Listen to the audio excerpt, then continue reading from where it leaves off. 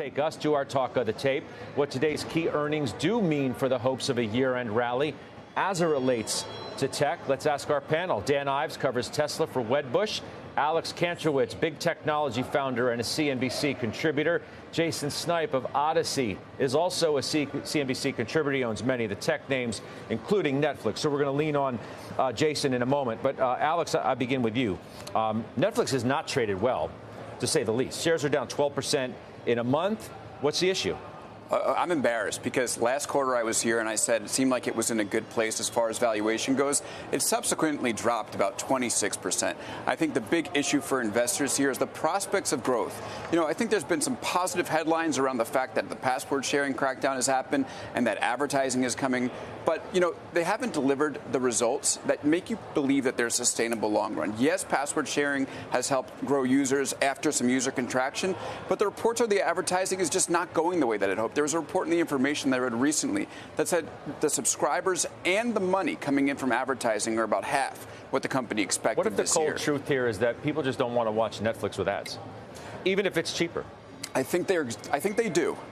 I'm on the ad-supported tier, and it's fine for me. Part of that is because when we go past those ad units, sometimes there's no ad that even runs. I think, and by the way, that indicates that Netflix is having trouble selling the ads. It's difficult to build an advertising operation from scratch. To me, that's the problem. It's not been the demand necessarily from the consumers. So net subs, 6.1 are expected. Is that number at risk?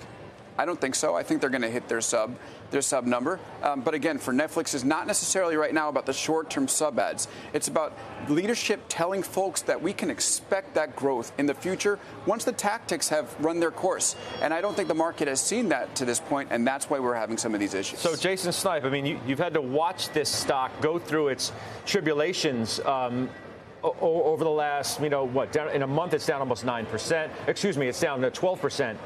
In a month. I was looking at Tesla, which has its own issues, and we're going to get to those in a minute with Dan Ives. But how do you approach this number now, coming into overtime tonight?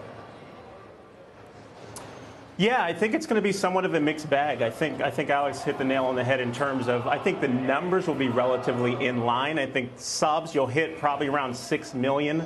They'll probably likely be around $8.5 billion worth of revenue, but yes, clearly all the discussion around password sharing and the ad-supported tier, we heard from them in a conference, Bank of America's media conference on September 13th, and that's where you started to really see the pullback on the stock when they talked about, those numbers will likely be somewhat muted in this upcoming print. So there's obviously concern for me, but I do think, the password sharing, there's 100 million users that they can potentially monetize going forward. The ad-supported tier is obviously the rollout is taking longer than expected, but I do think in the coming quarters you could see some growth there. And I also think their opportunity is really internationally. That's where the membership growth is growing at close to 90%. So I think that's where the opportunity is for Netflix. All right, so Dan Ives, speaking of growth as it relates to Tesla, which has had its own issues from a stock standpoint, they're growing. They want more growth. And Musk is obviously willing to keep cutting prices to get there. Look, I think so far the strategy's paid off in terms of cutting prices for volumes, and we've seen that with demand, I think, holding up strong relative to the macro. But, Scott, no doubt, there's a line in the sand here where I think investors going into this print are nervous that more price cuts could be on the horizon. You told me before that you thought they were done. They're obviously not done. So we believe they're about 95% done. And what I think is going to be key on the conference call is them basically putting a line in the sand. There could be some price cuts, but ultimately the vast majority in the rearview mirror. And we believe margins now trough out this quarter going into Q4. And that's really been our call here, is that you navigate through this sort of trough for margins. They're in a point where they continue to own the EV market. And that story, in terms of going after demand and volumes, that's been the right poker move, in our opinion, from us.